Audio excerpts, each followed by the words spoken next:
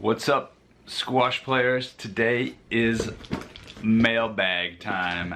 We're gonna do a couple of unboxings and also read some reader comments. Got a small package here that I think I know what it is, but I don't even know. You're gonna find out when I do if it's what I think it is. If it's not, it could be a little awkward.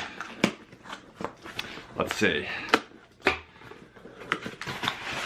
Yes, we have got the hip. I saw this on the internet somewhere, and it is a new water bottle. I unfortunately had to give up my favorite water bottle because I lost the screw-off cap. It's somewhere at the bottom of the Pacific Ocean, I think.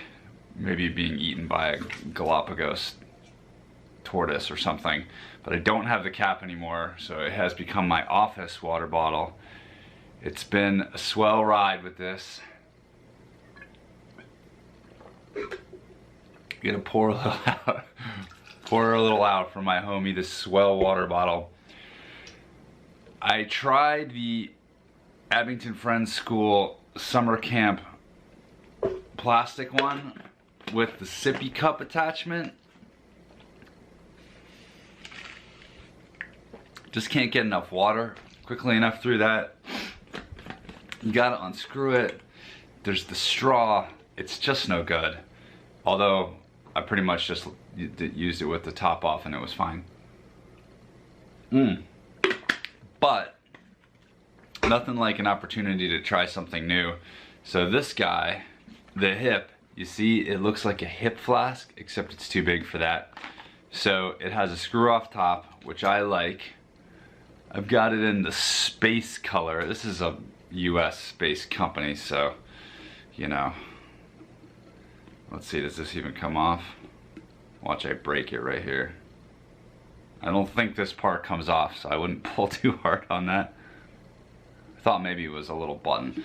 Anyway, the idea is that it's gonna sit in my bag and handle a lot of liquid, but also be able... That beep means my cake is ready and I gotta pull it out of the oven. But really quick, this hip flask is able to handle a lot of liquid and also stay nice and snug in a squash bag. It's got a thin profile, you see. So that's the hip flask, and we're gonna give that a shot. All right, the cake is out of the oven and cooling while we get to the next package. This one is going to be a lot more substantial, thanks QSS Squash. I ordered this straight from the Netherlands. You'll see why in 1 second.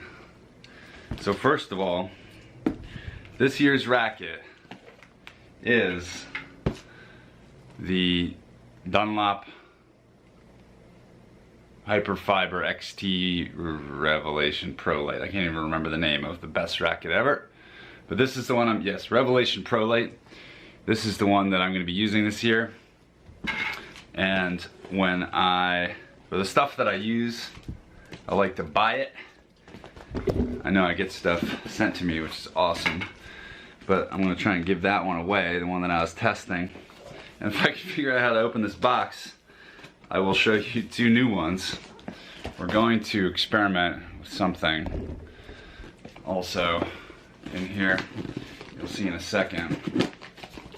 So I got one reader disagreed with my measurements, or rather, he said that he asked PDH Sports to weigh like 10 different copies of Pro Lights in their shop, and they came up with a different kind of average weight, a higher weight. Sorry, Paul. I know you probably weren't expecting that request, but we must get the proper answer of how much it weighs without, or before all the extra stuff is removed. I'll show you what I mean in a second. Okay. Here we go. This is the racket. the plastic. We've got the Dunlop racket cover. And here it is, fresh out of the box. Pro Light 2019, Ali Farag. It's on there. Sarah Jane Perry's using this racket. I'm using it. You might want to get involved in this. All right, now here's the extra stuff that's on the weight that I wonder if may have contributed to the weight difference. We've got the marketing card, which I do remind you satisfyingly goes in with the color scheme. It has some cardboard. It has these 4 snappy things that's attached to the strings, which I'm gonna save because I need to use them for some top secret project I'm working on. Oh, so easy to get off carefully without flinging them across the room. All right, there's the card. There's Team Dunlop on the back. Look at that badass crew. Nick Matthews still at the top of the heap here. You know he retired, right? You know what? He can still play. We've got the Dunlop shock absorber, the tiny squash ball shaped shock absorber. And we have, Jeff was making fun of me, one of my viewers, for the fact that I'm always trying to focus the camera. I turned off the wildly changing autofocus in an attempt to make it a little easier on the viewers out there. I'm not sure it's working. I finally read the manual of my camera and I made minor progress. Okay, we also have the plastic wrap that goes over the grip. And we are now going to find out how much all that stuff weighs. So hang on a second. First of all, we've got to prove that the Squash Source measuring scale is up to snuff. And we do that with the 1,000 gram weight. 999.9 grams. Okay, so we know it's calibrated correctly. Okay, now we set the little tray to 0 and plastic wrap, 1.6 grams. This is live update. 4 little plastic card attaching things, 2.3 grams we're up to. This is getting exciting. And finally, where's the little, oh no, I lost the little Dunlop. I lost the little Dunlop ball. Here it is. The little Dunlop ball. 6.0 grams. Okay, and finally, the Ali Farag cover plate.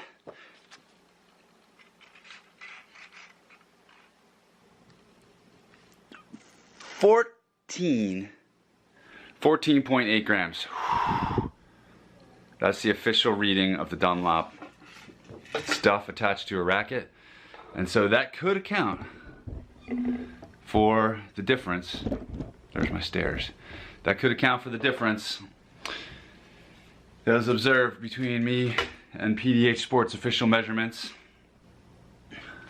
Bill had written in to say that my weight of the racket was 151.5. That's the tester racket. PDH's readings were between 160 and 165. So that sounds about right. I came up with 14 something. That could explain it. I haven't reached out to PDH Sports for comment on their weighing techniques, but I'm guessing that has something to do with it. So we're also going to measure the brand new racket and see if it matches the 151.5 of the original. Let's document this. 154.4. So there you go. Even between these two rackets, there is a 3 gram difference. I weighed it when it didn't have the overgrip on it, so you should trust the I won't reweigh it now. So there you go, 3 grams difference between these two. And I'm not gonna bother repeating the exercise with the other one in this box. Although if it's wildly different, I'll make a special video just for this situation. Finally, on today's mailbox, we have, why did I order this from all the way from the Netherlands? Aside from the positive euro exchange rate right now, thanks. It's because of the custom t-shirt that I wanted to get. This is made by PS Wear, I think it's called. They call it like Squash Dudes or something. I think it's, I can't remember. Who makes this thing? Who designed this thing? Let's find out. It's the Welsh guy. Peter Creed, that's one of the guys, and Paul Wienick or something like that. Sorry, that's Seb Wienick. Here they are, squashdudes.com. Or sorry, psdudes.com. But they call it PS Wear, and it is Peter Creed and Seb Wienick. So there you go. Probably it's pronounced like Wienick or something. Look at these happy people here. Look at these guys. Oh, that's their Instagram feed. There's Yaron, one of our, actually he's a Squash Source contributor sometimes. Hey Yaron. Hope I pronounced your name right. Only ever seen it written. Right, so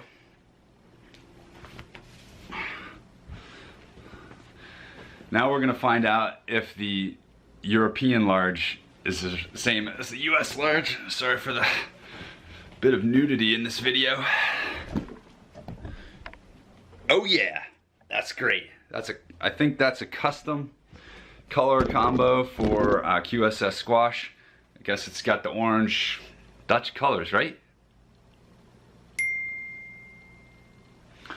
All right, so finally from the mailbag, a question I got on YouTube from Alpha King, who says there's something confusing. I'm reviewing the Dunlop rackets right now. They got the XT Pro and the XT 135 and the Pro Lite and the 125, and they all have very similar measurements. For example, the 125 and the Pro Lite are both listed at 125. A very similar head shape, not identical. The 125 actually has a smaller head, at least as far as the throat goes, than the Pro Lite, which always surprises me. I feel like the Pro Lite has a smaller head, and every time I put them up next to each other, I'm surprised to see that it doesn't. It's a longer head.